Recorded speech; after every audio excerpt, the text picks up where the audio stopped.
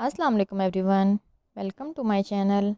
آج کی یہ ویڈیو یوم دفاع کے حوالے سے تقریر کے اوپر ہے۔ چلیے شروع کرتے ہیں۔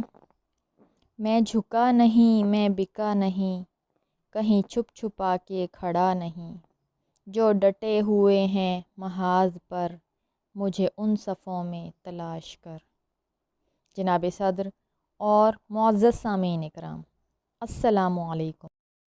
آج میری تقریر کا عنوان ہے یوم دفاع پاکستان۔ جناب اعلیٰ، تاریخ گواہ ہے کہ زندہ قومیں اپنے نظریاتی تسلسل اور بقا کو عزیز جان رکھتی ہیں۔ ہم نے 1947 میں پاکستان حاصل کیا اور دل و جان سے اس کی حفاظت کے لیے تن من دھن کی بازی لگا دی۔ 6 ستمبر 1965 پاکستانی تاریخ کا ایسا ہی ایک یادگار دن ہے جب بھارت نے اپنے ناپاک ارادوں کا اظہار کچھ اس طرح کیا کہ ایک بزدل گیدڑ کی مانند 6 ستمبر کی رات اچانک پاکستان پر حملہ کر دیا۔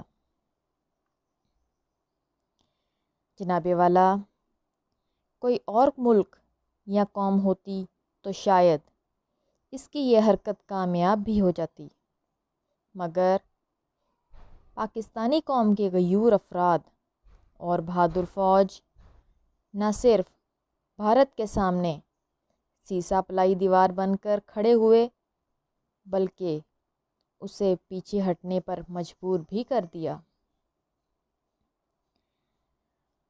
آفت ہیں، غضب ہیں ہم، بجلی کی ادا ہیں ہم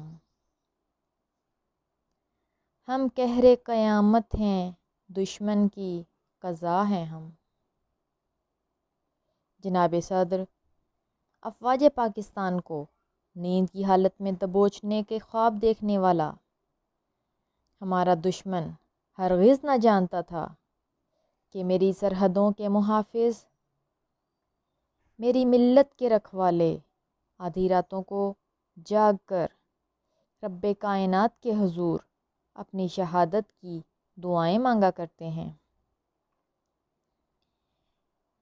دشمن کے پاس افواج اور اسلحہ کی کثرت تھی، مگر ہمارے پاس جذبہ ایمان تھا۔ یہی وجہ تھی کہ ہمارے بے تیغ عوام بھی جرأت ایمانی کا مظاہرہ کرتے ہوئے دشمن پر چڑھ دوڑے۔ ہم حق پر جان لٹا دیں گے، ہم شوق کے شہادت والے ہیں، وہ ساتھ ہمارا ترک کر دیں جو موت سے ڈرنے والے ہیں۔ جناب اعلیٰ، پاکستانی فوج نے خوراک اور پانی کے کم ذخائر کے باوجود دشمن کا ایسا ڈٹ کر مقابلہ کیا کہ لاہور میں ناشتہ کرنے کے خواب دیکھنے والوں کو ناکوں چنے چبوا دیے۔ دشمن یہ بات بھول بیٹھا تھا کہ جس ملک پر وہ قبضہ کرنے کا ارادہ کیے بیٹھا ہے اس کی بنیاد لا الہ الا اللہ پر رکھی گئی ہے۔ اسی طاقت نے پوری قوم کو یکجا کر دیا۔ یہ دو قوموں کی نہیں بلکہ دو قومی نظریہ کی جنگ تھی۔ یہ حق و باطل کی لڑائی تھی۔ اور پھر زمانے نے دیکھا کہ پاکستانی فوج نے سینوں پر بم باندھ کر چونڈا کے مقام پر ٹینکوں کا سب سے بڑا قبرستان بنا ڈالا۔ شہادت کے متلاشی میرے جوان اڑے اور 52 سیکنڈ میں دشمن کے 5 جنگی جہازوں کو ڈھیر کر ڈالا اور بتا دیا کہ شیر کی کچھار میں ہاتھ ڈالنے کا انجام کیا ہوا کرتا ہے۔ اس ملک کی سرحد کو کوئی چھو نہیں سکتا، جس ملک کی سرحد کی نگہبان ہیں آنکھیں۔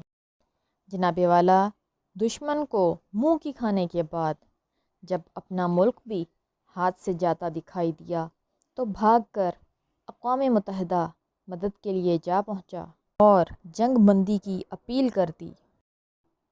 اقوام متحدہ کی درخواست پر پاکستان نے جنگ کو روک دیا۔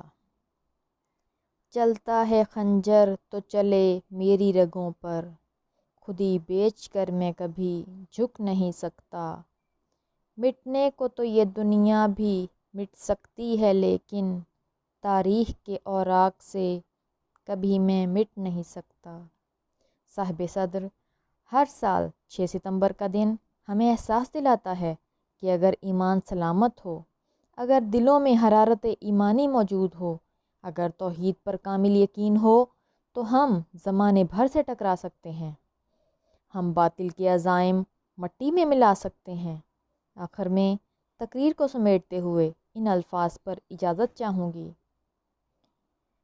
خون دل دے کر نکھاریں گے رخ برگ گلاب، ہم نے گلشن کے تحفظ کی قسم کھائی ہے۔